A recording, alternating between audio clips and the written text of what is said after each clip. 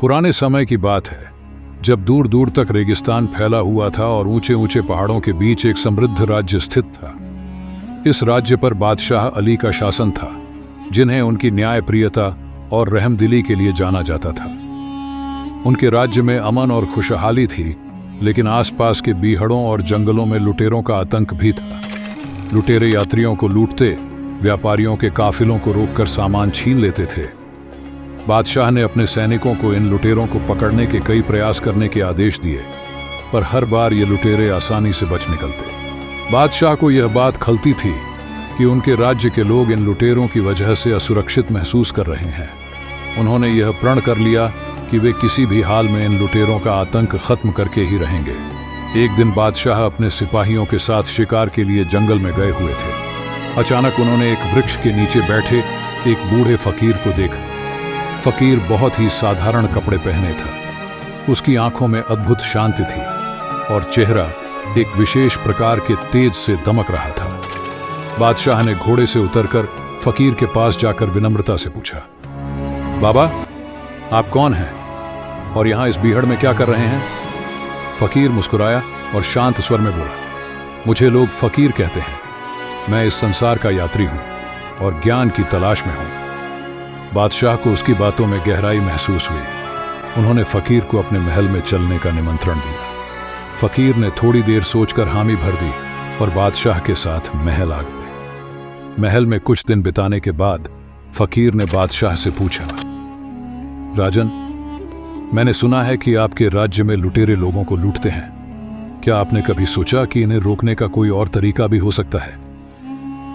बादशाह को फकीर की बातों में सच्चाई महसूस हुई। उन्होंने कहा, फकीर बाबा, मैंने सैनिकों से इन्हें पकड़ने के कई उपाय किए, पर ये लुटेरे पकड़ में नहीं आते। मुझे आपकी बातों से ऐसा लगता है कि शायद आपके पास कोई और योजना है। फकीर ने बादशाह को सलाह दी कि वे साधारण वेश में जंगल में जाकर इन लुटेरों से मिलें और उनकी परेशानी को समझने की कोशिश करें। कभी कभी अपराध के पीछे की असली वजह को जानना आवश्यक होता है, फकीर ने कहा। बादशाह ने फकीर की बात मान ली और साधारण कपड़े पहनकर फकीर के साथ जंगल में निकल पड़े। कुछ दिनों के बाद रात के अंधेरे में लुटेरों का एक दल उनके पास आ गया। लुटेरों का सरदार उनका सामना करते हुए बोला, तुम लोग कौन हो और यहाँ क्या कर रहे हो? बादशाह ने विनम्रता से जवाब दिया, हम यात्री हैं जो अपने सफर में भटक गए हैं। हमारे पास कुछ खास नहीं है। हमसे आपको कोई नुकसान नहीं होगा। लुटेरों के सरदार ने उन्हें गौर से देखा और बोला, तुम्हें डर नहीं लगता कि हम तुम्हें लूट सकते हैं? फकीर ने मुस्कुराकर कहा, डर किससे, जब हम खुद को ईश्वर के हाथों में मानते हैं। लुटेरों का सरदार कुछ क्षण के लिए रुका, फिर बोला, हम ये लूटपाट इसलिए करते हैं क्योंकि हमारे पास खाने को कुछ नहीं है। हमारे परिवार भूख से तड़पते हैं। हम मजबूरी में ये सब करते हैं। फकीर ने सरदार को समझाते हुए कहा, तुम्हारे पास जो हुनर है वह लूटपाट में बर्बाद हो रहा है। अगर तुम्हें आजीविका का सही साधन मिले तो क्या तुम इस राह को छोड़ सकते हो? लुटेरों का सरदार थोड़ा सोच में पड़ गया और फिर बोला, अगर ऐसा हो सकता है तो हम इस लूटमार से मुक्ति पाने की खुशी खुशी कोशिश करेंगे। बादशाह, जो फकीर के साथ इस यात्रा में खुद को यात्री बताकर शामिल हुए थे, ने अब आगे बढ़ते हुए कहा, मैं एक साधारण यात्री नहीं हूं, मैं इस राज्य का बादशाह हूं।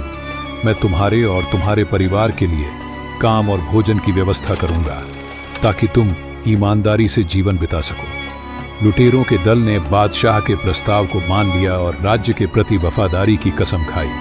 बादशाह ने राज्य में लौटकर लुटेरों के लिए काम की व्यवस्था की, उनके लिए खेती, कारीगरी और अन्य रोजगार के साधन प्रदान किए। धीरे धीरे लुटेरों ने अपने परिवार के साथ एक ईमानदार जीवन जीना शुरू किया। राज्य में अमन और चैन लौट आया। फकीर ने बादशाह को धन्यवाद देते हुए कहा, तुम्हारे इस कदम से न केवल राज्य में शांति आई है, बल्कि तुमने अनगिनत लोगों के दिलों में रहम और करुणा का संदेश पहुंचाया।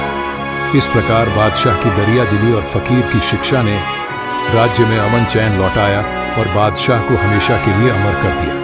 इस तरह की और भी मज़ेदार वीडियो को देखने के लिए हमारे चैनल को सब्सक्राइब करें और अगर आपके पास भी कोई ऐसी स्टोरी है तो आप हमें नीचे दिए गए ईमेल आईडी या व्हाट्सएप नंबर पर भेज सकते हैं।